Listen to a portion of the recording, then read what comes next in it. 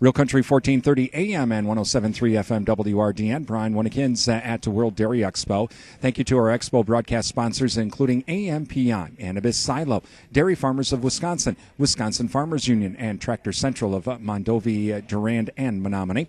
Joining us right now is Dr. Mark Stephenson with UW-Madison. We're going to talk everything about markets and all about all the big news with the trade agreements. And Dr. Stephenson, thanks for joining us.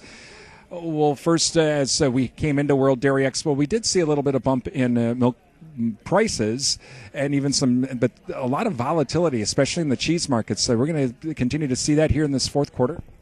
Oh, I think we will. I think we're going to be looking at improvements in those prices, but it's going to be a fairly modest improvement on through the last quarter of the year.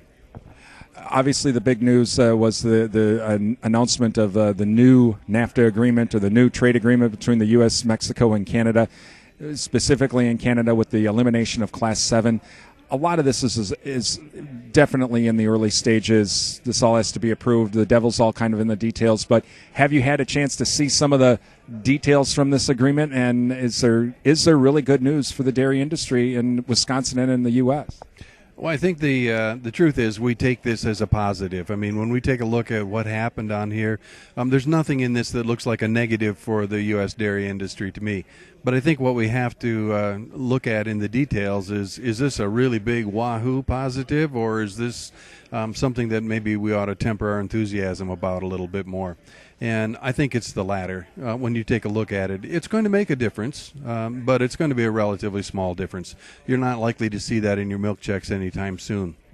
That's the other part of this, Dr. Stephenson. While we have to go through all of this entire process. At the end of the day, will we really see much of a difference, or how long is it going to actually take for this to start to show up at the farm gate? Well, for example, this takes us back to kind of where we were with Mexico, which is to say relatively free, almost free trade, with the exception that steel and aluminum tariffs have not been settled as a part of this agreement. And so Mexico's retaliatory tariffs on cheese, for example, are still in place. That didn't go away with this, so that's going to have to happen later. With regard to Canada, we're able to successfully negotiate the dismantling of their Class 7, but there are still aspects of that are retained.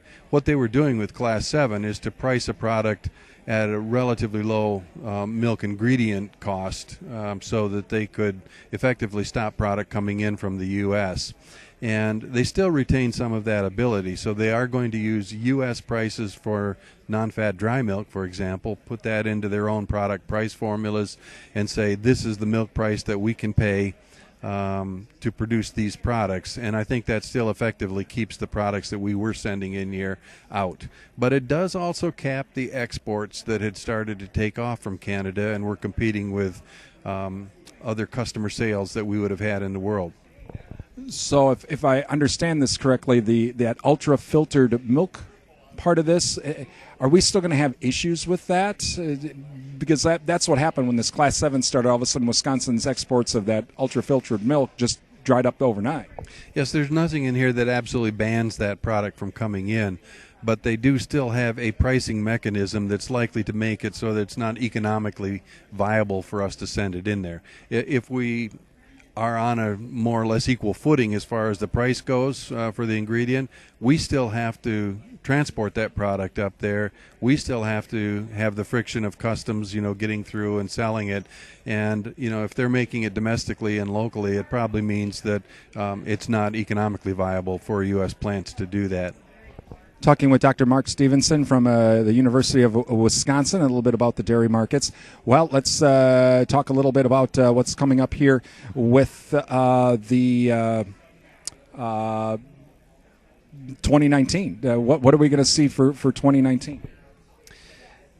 We've been looking for some stronger directions for milk prices one way or another, either for good or for bad. Mostly what we're able to talk about are little things that are moving prices, a nickel, a dime, one way or the other. That's not a big directional movement. What we would like to see are things that are going to start moving prices by dollars. And I don't see that yet for 2019. I do think that 2019, by my estimates, are going to be a little more than $1 a hundredweight better than they are this year, but this year's pretty bad. So it's probably going to look a lot more like 2017 milk prices at the farm rather than a real breakout year like 2014 was. And so just because of that milk supply, it just doesn't seem to want to go down. No, we've slowed our growth in milk production. We're somewhere between 1 and 2% increases, but those are very normal for us. The world also has slowed its milk production growth, so that's going to be helpful. But we've still got some product we have to work out of inventory. We're carrying larger stocks than normal in the U.S., and so too are other countries like the European Union. They're starting to work down their powder stocks now, but it's going to take a while to do that. That is Dr. Mark Stephenson with the University of Wisconsin-Madison. From World Dairy Expo, I'm Brian Winnikins.